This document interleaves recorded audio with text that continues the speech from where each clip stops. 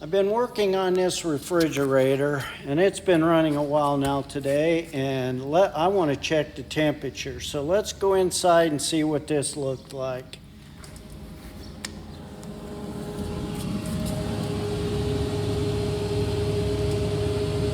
Looks like that is right at 34. 32, 34.